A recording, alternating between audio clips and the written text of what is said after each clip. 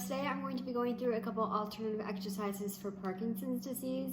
I'm going to be focusing on two of the major symptoms, one of them being balance or instability, and the other one being a shuffling gait. Both of these can be very restrictive when exercising, so I decided to pick two very common exercises to focus on, and then we'll get into the alternatives. So for balance or instability, I'm going to be showing you an alternative for a just static lunge, a bodyweight lunge. So for balance, if you are only staying on one of your legs and going down into a lunge, you are going to maybe lose a little bit of control and possibly risk falling over. So for an alternative, we are going to be using the Smith machine, which is the bar that's attached to a rod. Therefore, it's stationary, you can't fall over with it, anything like that. And you can use any weight on it that you would like or not. And then you're just gonna come right down into a static lunge.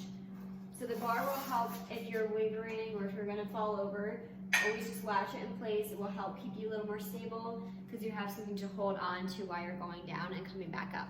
The Smith machine can also be used to help stabilize squats as well. We have the bar once again that's gonna help us keep an upright position in case we start to waver or fall down. So when we come down into a squat, where normally we could fall backwards or even forwards, we have this bar to keep us in support.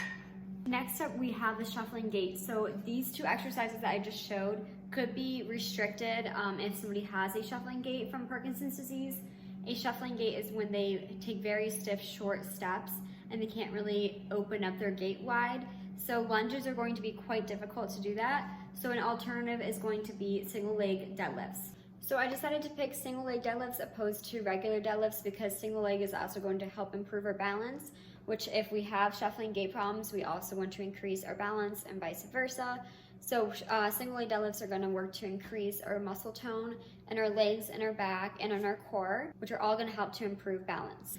So once again, we are going to be using the Smith machine just because it does help stabilize, and in case the person has both symptoms, we can help reduce the risk of falling or imbalance. So for a single leg deadlift, we are going to just slightly stagger our legs. We don't want them completely lifting their leg up because it could fall over. So we're going to do one leg in front and one leg slightly behind. Take the Smith machine once again and just come straight up and go right back down. And there you have a single leg staggered deadlift. Doing a single leg deadlift like this will also help to improve our gait. So over time, maybe somebody will be able to work up into doing a lunge where they're able to use the machine and go into a full lunge instead of just staggering their legs. It is important to keep in mind that a lot of Parkinson's disease patients will have symptoms that go hand in hand with one another. So we want to focus on improving one while maybe working around another one, or working on them both simultaneously so that we can actually improve their strength, which is going to therefore improve something such as their balance or posture, and then maybe work to increase their gait pattern.